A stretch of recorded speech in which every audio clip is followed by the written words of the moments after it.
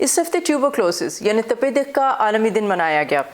2019 میں دنیا بھر میں تپِ دق سے 14 لاکھ اموات باقی ہوئیں۔ ڈاکٹرز اور ماہرین صحت خبردار کر رہے ہیں کہ ٹی بی کے مرض کے خلاف جاری عالمی جنگ میں ہونے والی پیش رفت کو شدید نقصان پہنچا ہے، اور کرونا وائرس کی وبا نے تپِ دق کے خلاف لڑائی میں انہیں اب ایک دہائی پیچھے دھکیل دیا ہے۔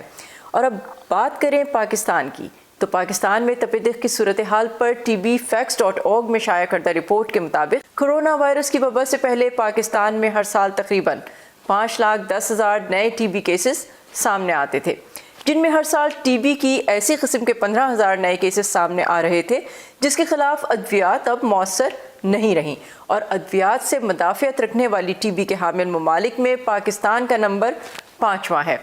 پاکستان میں ہر سال ٹی بی کے نئے کیسز میں سے تقریباً 20% مریض 15 سال سے کم عمر بچے ہیں، اور ہر سال ٹی بی سے پاکستان میں تقریباً 45,300 افراد اپنی جانوں سے ہاتھ دھو بیٹھتے ہیں۔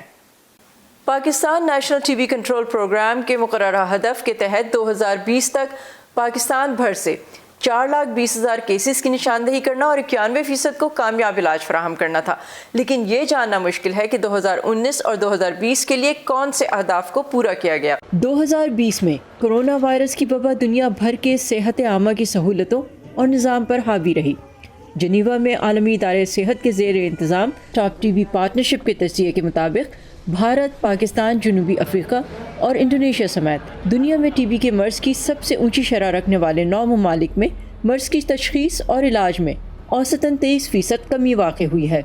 اسٹاپ ٹی بی پارٹنرشپ کا کہنا ہے کہ دنیا ٹی بی کے خلاف جنگ میں 12 سال پیچھے چلی گئی ہے۔ اس کا اثر ہمارے پورے اس کام پر ہوا ہے جو ہم نے کرنے کی کوشش کی، سرمایہ جو ہم نے خرچ کیا، ہر ایک کی کوششیں، ہم ایک طرح سے واپس اس مقام پر آ گئے ہیں جہاں سے شروع کیا تھا۔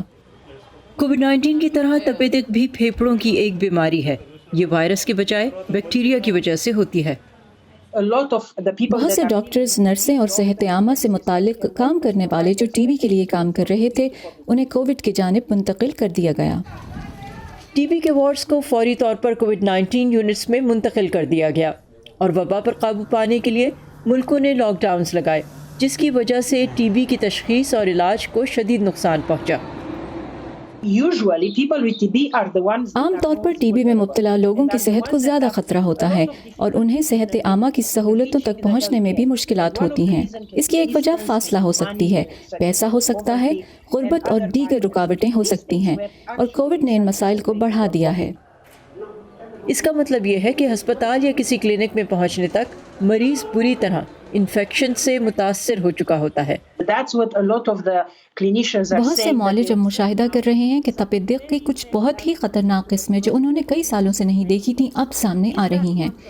ٹی بی کے انقسام کا مطلب یہ ہے کہ اموات زیادہ ہوں گی، اور گھروں میں ایک سے دوسرے کو یہ انفیکشن زیادہ لگے گا۔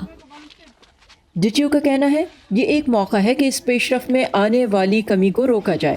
کرونا وائرس نے صحت عامہ سے منسلک افراد اور معاشروں کو ایک ساتھ کام کرنے پر مجبور کر دیا ہے۔ کووڈ اور ٹی بی کے لیے ٹیسٹ کرنے، مریضوں کا کھوج لگانے اور علاج کے امتزاج سے دونوں ہی بیماریوں کا بیک وقت مقابلہ کیا جا سکتا ہے۔ سائنسدانوں کا کہنا ہے کہ ٹی بی کی نئی ویکسینز اور علاج کے طریقوں میں بھی فوری سرمایہ کاری کی ضرورت ہے۔